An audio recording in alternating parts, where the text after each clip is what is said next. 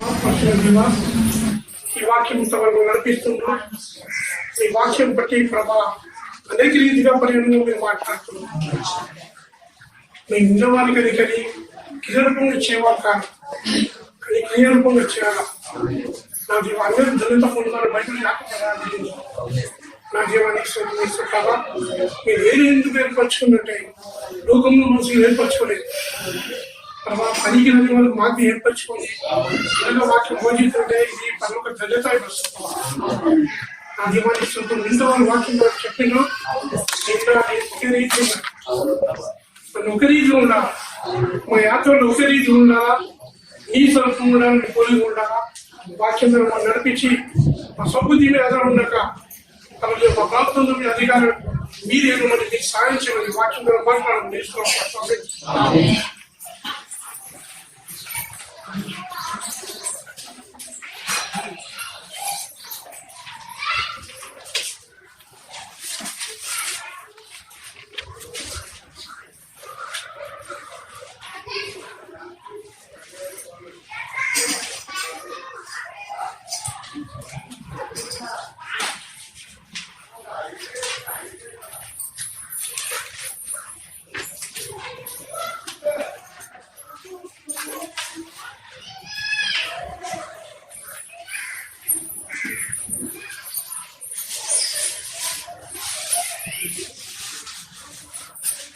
ఒకటో తారీఖు first 19 chapter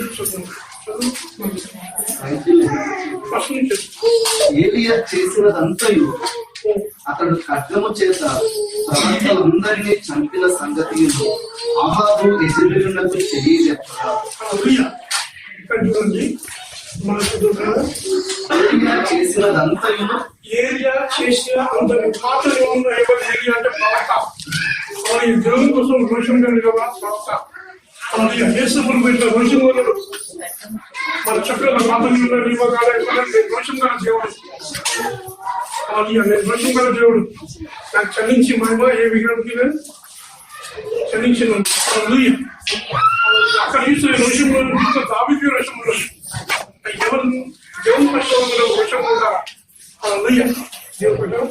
అయితే చేసిన నేను ఇంకేమంటాడు అతడు ఖడ్గము చేత ప్రవక్తలందరినీ చంపించిన సంగతి ఖడ్గం సంపించిన అహాబు యెజెబెలునకు తెలియజెప్పగా అహాబు ఏమని చెప్పినట్టు యెజెబెలు చేయండి రెండు కుంకుమలు ఇస్తున్నాను అలా చెప్పి ఏం చేస్తుందా ఎవరికి చెప్తున్నా అబ్బాయి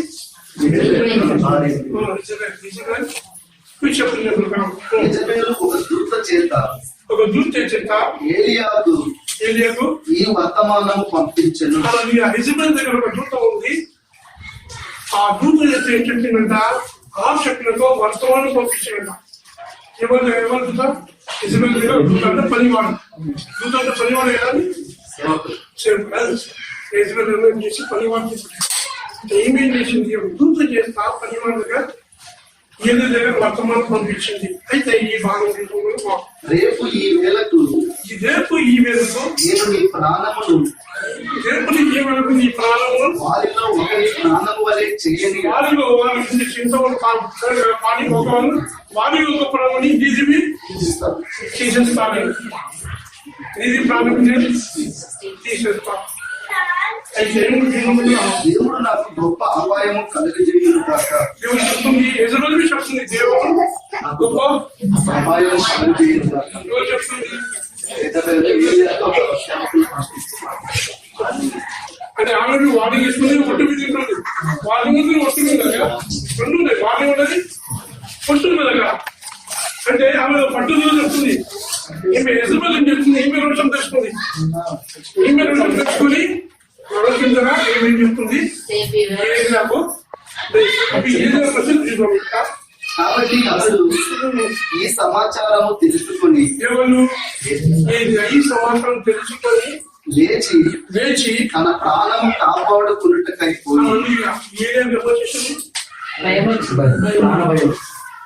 ఏది 3 సెకండ్లు చేస్తే అగ్ని కురిపించింది. ఆ బలిపీఠం అంతా ధరించింది. వచ్చేసి ఏరియాలలో కలవరం వచ్చేసింది, భయం వచ్చేసింది. అలా అంటే ఆ యెజబెల్ మాట ఎంత బలమంది. యెజబెల్ మాట కొందరు ఏం చేస్తారు కదా, కొన్ని మాటకు కలవరం పడతారు, కొందరు మాటకు కలవరం.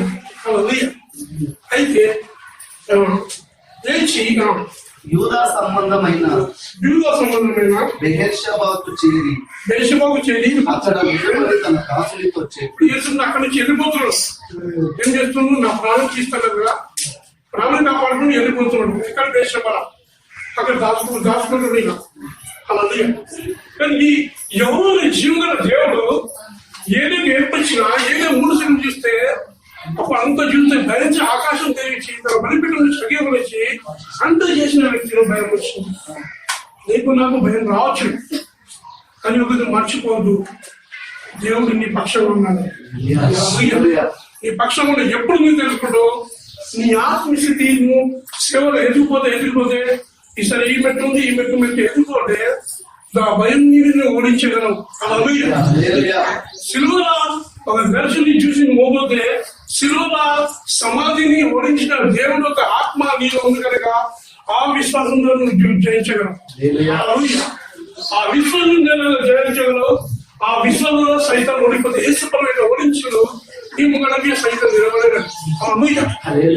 ఇది సత్యం బైబిల్ చెప్తుంది. అలా అనేకులు బానిస ఎదుగుపోతున్నారు. దేవుడు ఆత్మీయ స్థితి ఏమైతుంది, ఎక్కడ ఉండి ఎక్కడ ఉన్నది.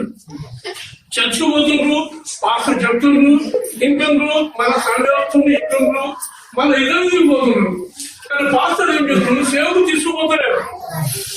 అపోస్తులు ఏం చేసినారు, యేసును తన సేవను నడిపించలేదా, అనే శిష్యులు నడిపించలేదా, అనే శిష్యు ఏం చేసిన తన ఎంత సేవలు తీసుకుపోయలేదా, తీసుకుపోయిన వాళ్ళకు భయం వచ్చింది,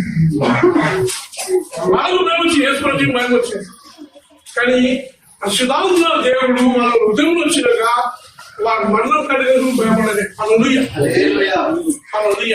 పరిశుద్ధాత్మ వాళ్ళ ప్రతి ఇద్దరు అజ్ఞ విషయం ఆత్మ విషయం పట్టడం కనిపెట్టుకోవాలి. ఎప్పుడు పరిశుద్ధాత్మ అజ్ఞ విషయం ఉంటే నువ్వు కడగండి ఏం చేస్తున్నావు కాదని ఏదో చేస్తుంటా. ఇక్కడ నిన్న నేను చెప్తుంటే అయితే ఈ గుర్రం ఏం చేస్తుంటా, యుద్ధంలో గుర్రం తీసుకుపోతాడా, ఆ కత్తిని చూసి హీరోని చేస్తున్నాడా. ఇక్కడ విన్నా నేను ఆ కత్తిని చూసి హీరోని చేస్తున్నాడా గుర్రం.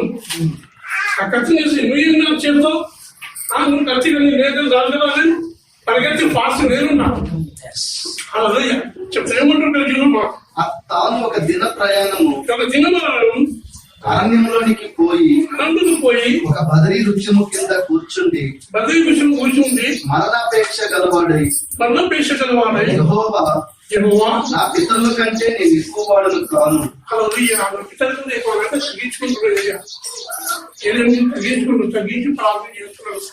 తగ్గించుకుంటు ఎందుకు భయం వచ్చేసింది. అయితే ఏమంటుంది కదా, నా పితరుల కంటే నేను ఎక్కువ వాడను కాను, ఇంత మట్టుకు చాలును. ఇంతవరకు చాలా నేను సేవలు ఇంతవరకు సాగు వేలకు చేసుకో చెప్పో నువ్వు చేసుకో. ఇంతవరకు సాగు నేను చేసింది చాలా. అయితే ఇంకేమంటున్నా, నా ప్రాణం తీసుకును అని ప్రార్థన చేస్తాను. ఇది ముఖ్యం ఉంది, ప్రాణం తీస్తాను, నీ మీద అధికారం ఎవరికి లేదు. అలా నీ ప్రాణం నీకు తీసుకున్న అధికారం లేదు.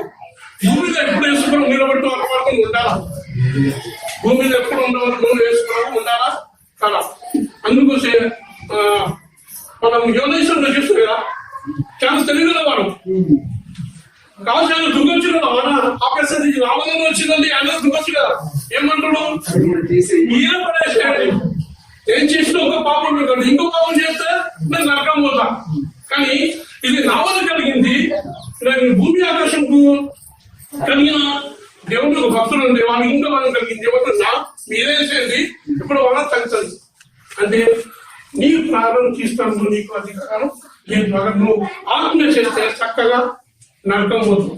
అలా ఆత్మ పాపం, అది మీ పాపం కనుక ఏమంటాడు, అతడు బదరీ వృక్షము కింద పడి నిద్రించుచుండగా ఒక దేవదూత వచ్చి అతన్ని ముట్టి నువ్వు లేచి భోజనం చేయమని చెప్పాను. ఒక దేవదూత వచ్చి లేచి నువ్వు భోజనం చేయము. అలా అయితే ఇంకో మాట, ఒక జీవితం భయం పెట్టుకుంటుందో యోబు గ్రంథంలో రాయిస్తున్నాం. యోబు 5:21 చూసాం. నోటి మాటల చేత కలుగు నొప్పి నీకు తగలకుండా ఆయన నిన్ను చాటు చేయును. నోటి మాట నొప్పి కలుగుతుందా లేదా? చాలా పిల్లలు ఏం చేస్తాం, సొసైటీ చేసుకుంటారా,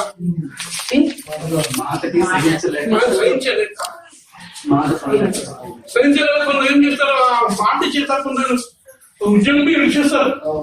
సహించలేదు, ఊరికే పోలుస్తుంది, పోతుంది, ఉద్యోగం యూజ్ చేస్తుంది.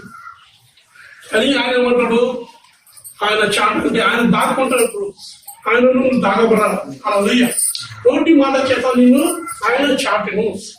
అలా నోటి మాట ఎప్పుడు ఆయన నువ్వు వాక్యంలో దాగుంటాడో, నువ్వు ఏ పాయింట్ వాక్యంలో ఉంటే, శుభాత్మలో ఉంటే, నువ్వు ఉంటే నువ్వు చేస్తున్నావు, అదిమే నీకు చాటు. అయితే ఇక ఏది ఆ ఒక్క నోటి మాట చేస్తా ఏం చేస్తున్నాయా, ఆ బతికి చేతికి ఏం చేస్తున్నావు, నిద్రపోతున్నాడు.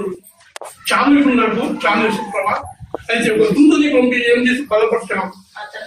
వచ్చి అతని ముట్టి నీవు లేచి భోజనం చేయమని చెప్పాను. అతను చూచినంతలో అతని తల దగ్గర నిప్పుల మీద కాల్చబడిన అప్పమును, అప్పుడప్పుడు వచ్చిన నిప్పుల మీద అప్పమును, నీళ్ళ బుడ్డియు కనబడేను. కనుక అతడు భోజనం చేసి తిరిగి పరుండెను. అయితే యెహోవా దూత రెండవ మారు వచ్చి అతని ముట్టి, నీ శక్తికి మించిన ప్రయాణము నీకు సిద్ధమై ఉన్నది. ఇంకా నీకు ప్రయాణం ఉంది, ఏదియా నువ్వు సాగిపోవాలా, శక్తికి ప్రయాణం నీకు ఉంది, ఇంకా ప్రయాణం ఉంది అని చెప్తున్నా. చూస్తే మనం చదువుతున్నాం. నీ శక్తికి మించిన ప్రయాణము నీకు సిద్ధమై ఉన్నది, నీవు లేచి భోజనం చేయవని చెప్పినప్పుడు అతడు లేచి భోజనం చేసి ఆ భోజనపు బలం చేత 40 రాత్రి పగళ్ళు ప్రయాణం చేసి దేవుని పర్వతం అనే పేరు పట్టుబడిన హోరేబునకు వచ్చి అతడు ఉన్న ఒక గృహలో చేరి బస చేసెను. యెహోవా అతనికి ప్రత్యక్షమై, ఏలియా ఇతడు నీవేమి చేస్తున్నావని అతన్ని అడగగా, అతడు ఇశ్రాయేలు వారు నీ నిబంధనను త్రోసివేసి నీ బలిపీఠమును పడగొట్టి నీ ప్రవక్తలను ఖడ్గం చేత హతం చేసి సైన్యములకు అధిపతి దేవుడు నాకు యెహోవా కొరకు మహారోషము గలవాడినై నేను ఒక్కడును మాత్రమే మిగిలి ఉండగా వారు నా ప్రాణం కూడా తీవేయుటకై చూచున్నారని మనవి చేశారు. అందుకైనా నీవు పోయి పర్వతం మీద యెహోవా సముఖమందు నిలిచి ఉండమని సెలవిచ్చాను. అంతటి యెహోవా ఆ వైపున సంచరింపగా బలమైన పెనుగాలి లేచెను. యెహోవా భయమునకు పర్వతములు బద్దలయ్యను.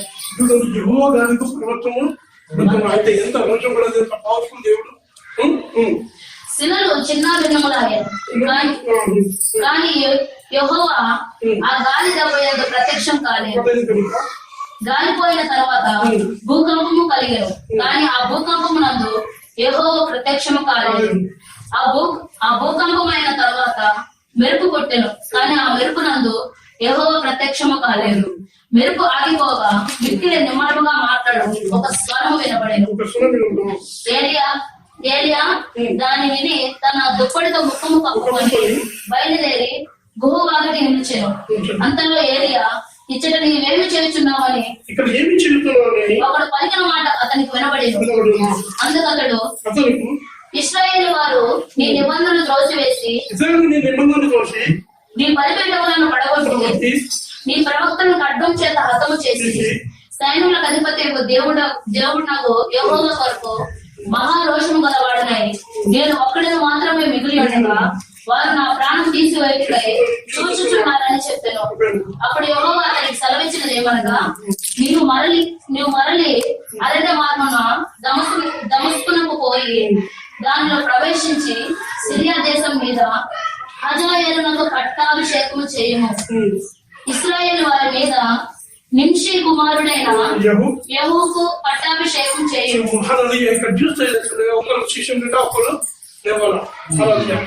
ఇక్కడ ఏదే తర్వాత అంటే పాతది ఏంటి, ఇప్పుడు చూస్తే ఒకటి అందరూ శిశుకాల కొత్తలు చూస్తాం కదా.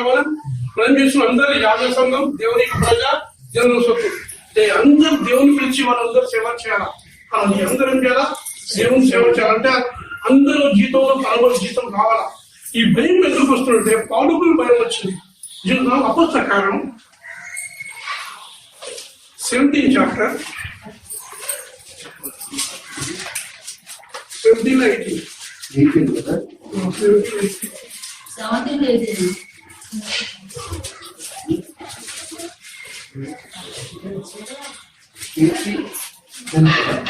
17 కూలీలలో ఉన్న కొందరు జ్ఞానులు అతనితో వాదించారు. కొందరు వదలబోతూ చెప్పినది ఏమిటో మన 18 వారు ఎఫెసులకు వచ్చినప్పుడు అతడు వారిని అక్కడ విడిచిపెట్టి తాను మాత్రం సమాజం మందిరంలో ప్రవేశించి యూదులతో తర్కించుచుండెను. అదే కదా అపోస్తల కార్యం 18:9. రాత్రి వేళ దర్శనమందు అలాగే రాత్రి వేళ పౌలు ప్రార్థన గడుపుతున్నాడు. అలాగే రాత్రి వేళ ప్రార్థన చేస్తే ఇంకా మంచిది అంటున్నా. అంటే నేను గడుపుతాను చెప్తున్నా. మీ రాత్రి మంచి శైలంగా ఇష్టం ఉంటుంది. రాత్రి వేళ ఎందుకంటే రాత్రి మంచిగా దేవునితో మంచి దర్శనం అంత సైలం కదా నిమ్మలం ఉంటుంది. ఏది ఇష్టం అంటే పౌరులు రాత్రి వేళ చేస్తున్నాడు, ప్రార్థన కలుస్తున్నాడు. రాత్రి వేళ దర్శనమందు ప్రభు నీవు భయపడక మాట్లాడు. అక్కడ ఎవరికి భయం వచ్చింది? పౌలు అలా పౌరులకి ఏమొచ్చింది? భయం వచ్చింది. అలా రకరకాల భయం బెదిరించారు. అందుకోసం యేసుప్రభు భయపడకండి, నమ్మకం వచ్చిన అన్నాడు. అలా భయం వస్తుంది, కానీ ఏం చేస్తారు? దేవుడు బలపరిచే దేవుడు ఉంటాడు. అలా అనేకులు బలం ఉంది. రకరకాల శోధన చేస్తాడు. ముందు సాగు కూడా వాడి ఏదో రీతిగా చేస్తూ భయపడుతూ ఉంటాడు. అలా నువ్వు భయం చూడకుండా నువ్వు ప్రార్థన సాగిపోతే నువ్వు దేవుడు కారణం చూడగలవు. అలా ఏమంటున్నావు? మౌనంగా మౌనంగా ఉండదు. తోడై ఉన్నా మౌనంగా ఉండదు. ఏది ఏమంటే మౌనం ఉంటాను అంతే కదా. నేను మౌనం ఉంటా వేస్తాను ప్రభావ, ఇంకేది నా ప్రాణం తీసాయి, ప్రాణం తీసేప్పుడు నేను సాగులు సేవ చేసే సాగులు తీసాయి. అక్కడ చూస్తే మనం ఏం చేయాలి? 2-3 అక్కడ అభిషేకం పొద్దునే ఉంటుంది. అలా అది కొత్తగా ఏం చేస్తుంది? దేవుడు ఏం చేస్తుండ్రు? శిష్యులు ఏమిచ్చిన అభిషేకం ఏం చేసిండు? ఆ మేడగంలో అభిషేకం పరిశుద్ధాత్మ వచ్చిన ఏం చేసిన వాళ్ళు సేవకు ఆరంభించింది. మనం చూస్తాం. అలా అప్పుడుదాకా ఏమన్నాడు? మీ పరిశుద్ధాత్మ తండ్రి వాగ్దానం కోసం కనిపెట్టుకోమన్నాడు. అప్పుడుగా వెలిసిన పోవద్దు అని చెప్తాడు. ఎందుకంటే అప్పుడుదాకా పోతే మీరు పడిపోతారు. అని దేవుని ఆత్మ అభిషేకం పొందగా అగ్ని నాకి వచ్చి వాళ్ళకి చూడకుండా అప్పుడు ఏం చేసిన ధైర్యంగా మాట్లాడు. ఆ వాక్కు శక్తి అందరి ముందు గుండెలో పోయి కాల్చితి చేసి మన పశ్చాత్తాపం చేసి మామూలు కింద చేసింది. అలా దేవుని వాక్కు చేసి ఏం చేసింది? ఆ పోయి గుండెలో కలిసి ఇది కరెంట్ కదా అని మన మామూలు చేసి మనం చూస్తాం. మేము మాట్లాడితే అదే కలిగింది. పేతులు చెప్తుంటే అది పేతులు కదా దేవుడు వాక్కు పోయింది. వాళ్ళు వాక్కు పోయి ఏం చేసింది? ఈ పశ్చాత్తాపం కరెంట్ కదా సిలువేసి మాంసం మీద ఇంకా ఆలోచన ఎందుకు? వెంటనే నువ్వు ఆలోచించుకుంటావా? అలా మూర్ఖతనం ఉండదు. ఇప్పుడు మూర్ఖతనం ఉంటది. అది దేవుని వాకు ఎవరు పోతుందో ఎవరు ఆకరించి ఆయన దగ్గర రాలేదు. ఆ సంఘం అంతా పడింది. దేవుని వాకు పాపం పొందేది. అయితే ఇక్కడ ఏమంటారు? పౌలు కావాలి, నేను నీకు తోడై ఉన్నాను, నేను తోడై ఉన్నాను పౌలు, నీకు హాని చేయటను నీ మీదకి ఎవడును రాడు, నీ మీద ఎవరికి రాడు. ఈ పట్టణంలో నాకు బహు జనం ఉన్నదని చూడు. అలా దేవుని నిజం చేసింది. ఆ పట్టణంలో అదాల్సింది. ఆ పట్టణంలో అనేకుల కోసం దేవుని ఆత్మ అలాల్సింది. దేవుడు అన్ని చూస్తుంది. అనేకులు ఉండేది పట్టణంలో. రక్షణ పొంది అనేకులు పౌలు నెట్ ఆగిపోతాను.